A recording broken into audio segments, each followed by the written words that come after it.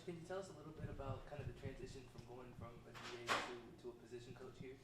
Yeah, I mean, so for me, coming in initially, like Coach Spavital said, I was a position coach before I came here, and then came as a graduate assistant. Just wanted to be a part of this program.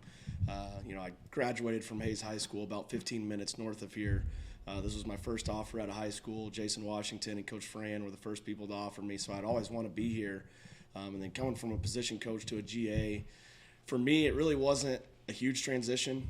Just kind of the way I've been around football my whole life. Whether as a little kid being a ball boy, and it's always whatever you can do to help the team. That's really what it is. It's whatever my role is, help the team. I want to win. I'm competitive. I kind of just always stay myself the whole time anyway. So it really wasn't a huge transition. I'd kind of worked my way in as a graduate assistant, where I was helping in recruiting and coaching during individual part of the game plan. So it was really just a new role, but as far as my mindset, it really didn't change. I still want to win. I'm still going to compete the same way and really help the team however I can. So to me, it's really not a total change of philosophy or mindset. There's some tweaks, and got to polish up the tight ends. But as far as day to day, it's come to work, see how I can help the team in the best way I can. You mentioned growing up around the game. You're from Boone, North Carolina. Your dad was a coach at Appalachian State. Correct. I think I've asked this before, but is that where you got your name? So I was born in Boone, North Carolina, but it was actually my mother's maiden name. And I was going to be born in Dallas. He had just taken a job at SMU. So I was supposed to be born in Dallas, but I ended up being born in Boone. So I was born in Boone, name's Boone, mom's maiden name Boone. So. And you played high school football out there before coming to Texas, correct? No, so I played at Pilot Point High School. 2009, actually won a state championship here in San Marcos, Bobcat Stadium.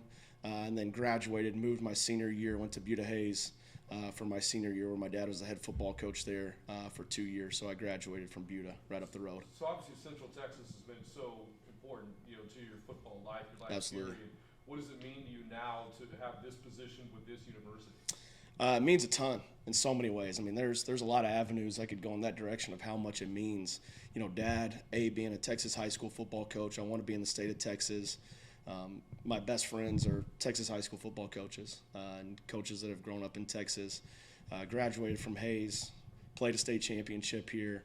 Was best friends in high school with Will Trevelyan, who passed due to health complications, and we were best friends in high school. I get to see Bo Trevelyan all the time. I get to see Paul Borson, who's around the program all the time, just people I know that I'm familiar with. This is a place that I've always wanted to be. Grandparents are in Austin. Mom went to Westlake. She grew up in the area. To me, this is home, absolutely. And it's growing around the profession, you understand how you can't ever control your destiny or decide where you want to live. So for me, at my age, starting my career, getting to be in a place that feels like home and that's important to me, and I'm around familiar faces, means a lot. So I cherish every single day. I mean, I'm in heaven living here. I mean, this is the best place in the world. I'm in Texas, around home where I got to grow up. So, I mean, I'm the happiest person in the world right now. Coach, how much has it helped that you've been a part of this staff before coming back here?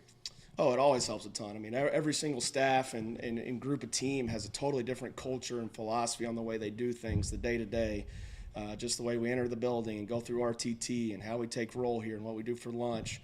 Those deals just make, because those are always the little adjustment periods for coaches when they get somewhere, just what's our daily schedule, when do we meet, how do we meet, what's the expectations. So I totally understand Coach Spavital, what he wants, what he needs from us as a coaching staff. The expectations he has, and at the end of the day, it's about him and the boss and the guy that's in charge of the program. I wanted to come work for him. I know what he's about, so that's made it really easy. I mean, plug in and go, especially coming from a GA. I know what it is going on at the bottom level, who's taking role, how it's done, where those guys need to be. So I kind of really understand what's going on from a bottom level of this program up to the top. Can you tell us a little bit about your tight end room and what you've seen out of them so far this spring? Yeah, so it's an unbelievable group, great group of guys. They're focused on the right things every single day. You've got a lot of experience in the room. These guys here, I mean, Jackson Lanham's played a ton of football for us.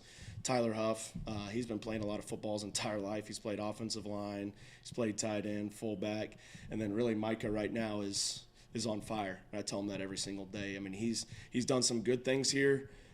But right now, I mean, he's looking to be a game changer in the way he's performing. He's just got to continue to grow every single day because he has the ability to really play. So you've got a ton of experience, tough kids, taking over a room that Brian Hamilton did an unbelievable job as far as the discipline, the structure of the room, the technique. Tell them all the time, hey, you guys are technicians.